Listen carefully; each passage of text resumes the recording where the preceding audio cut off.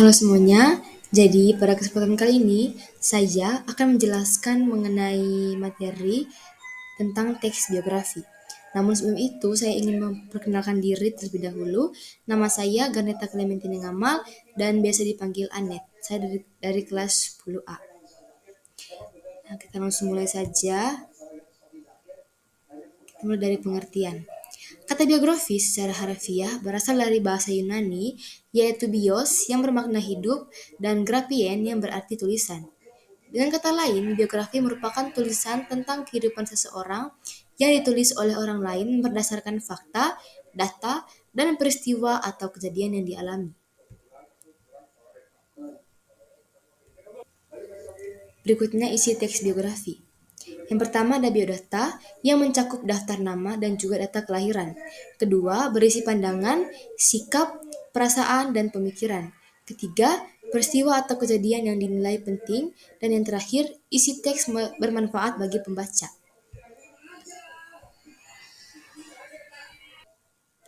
Membaca teks biografi dapat bermanfaat bagi pembaca karena tokoh yang diceritakan adalah orang yang berpengaruh, sudah sukses, orang yang berjasa, dan sebagainya.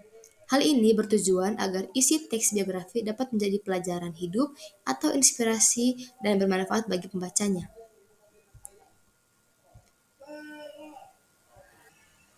Jadi, dalam memahami teks biografi ini, kita dapat memperhatikan ide pokok dan juga ide penjelasnya. Ide pokok sendiri merupakan sebuah topik yang menjadi pokok pengembang paragraf. Karena itu, bentuk kalimatnya bersifat umum. Letak ide pokok umumnya mengikuti letak kalimat utama, yaitu pada awal paragraf yang disebut deduktif, akhir paragraf induktif, dan juga campuran.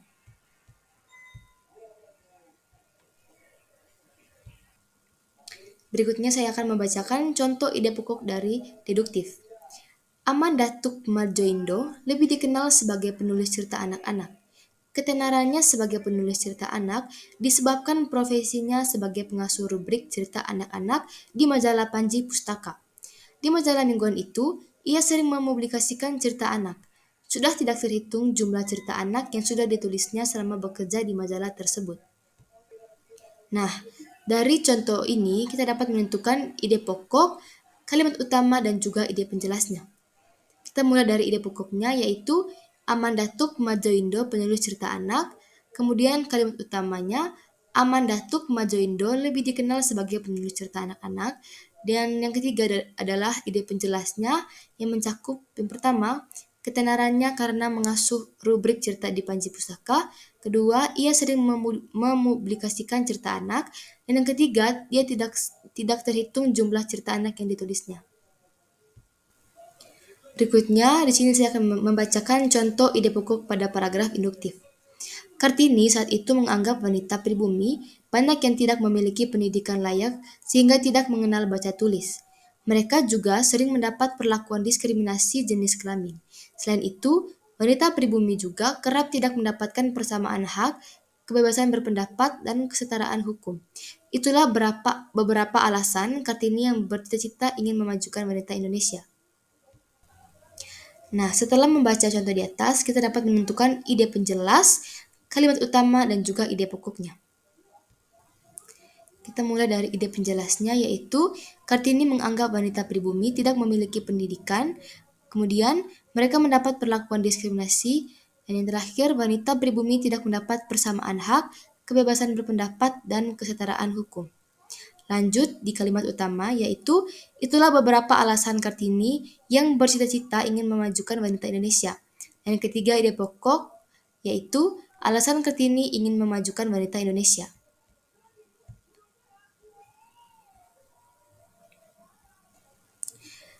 Kemudian kita akan masuk dalam struktur. Jadi dalam teks biografi terdapat tiga struktur. Yang pertama ada orientasi yang berisi tentang pengenalan tokoh yang diceritakan dan gambaran awal seorang tokoh tersebut. Yang kedua, peristiwa dan masalah.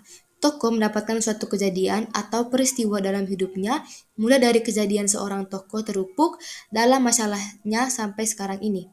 Ketiga, ada reorientasi, yaitu pandangan seorang penulis terhadap tokoh yang diceritakan dalam teks biografinya. Selanjutnya, kita dapat menelaah penggunaan tanda baca dan kata serapan dalam teks biografi. Secara lengkap, kaidah penggunaan tanda baca terdapat dalam PUEBI atau Pedoman Umum Ejaan Indonesia. Dalam PUEBI tersebut tidak hanya mencakup kaidah tanda baca, tetapi juga pemakaian huruf, penulisan kata, dan penulisan unsur serapan.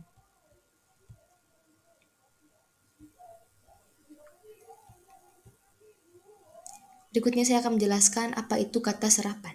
Kata serapan adalah kata yang berasal dari bahasa asing yang telah diintegrasikan ke bentuk bahasa dan telah diterima penggunaannya secara umum.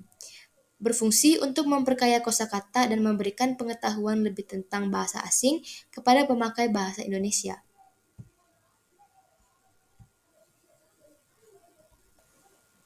Dalam kata serapan terdapat 3 ciri-ciri. Yang pertama yaitu memiliki makna tunggal, kedua tidak memiliki sinonim dan juga antonim, dan yang ketiga maknanya tidak berubah.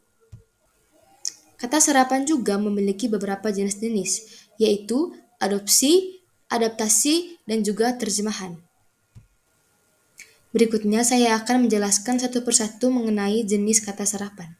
Yang pertama ada adopsi.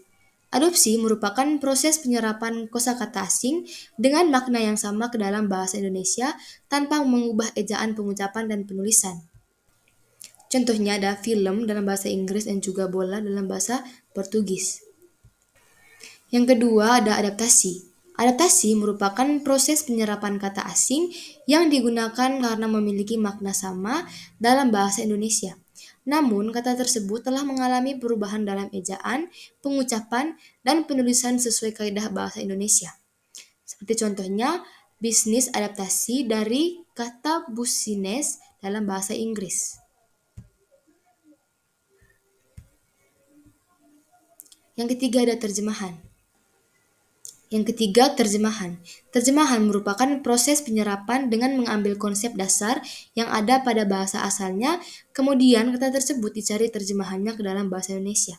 Seperti contoh, uji coba terjemahan dari tryout, unduh terjemahan dari download, papan ketik terjemahan dari keyboard lini mesa, terjemahan dari timeline.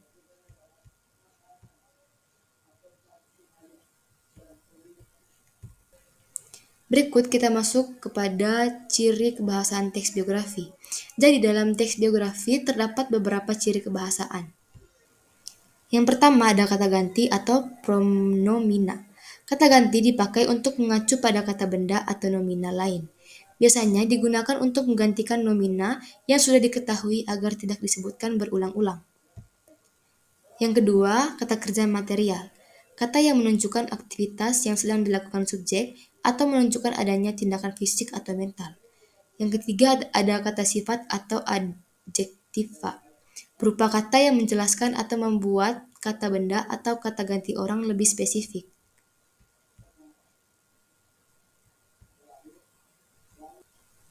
Yang keempat ada kata kerja pasif, berupa kata kerja yang subjeknya dikenai suatu pekerjaan. Umumnya kata kerja yang memiliki imbuhan di atau ter. Kelima, ada kata kerja aktivitas mental, merupakan jenis kata kerja yang mengutamakan suatu respons atau reaksi individu terhadap sebuah sikap, kondisi, atau pengalaman tertentu. Yang keenam atau yang terakhir ada kata-kata penanda urutan waktu, terdiri atas kata hubung atau konjungsi, kata depan atau preposisi, dan kata benda atau nomina yang berkenan dengan urutan waktu atau kronologis.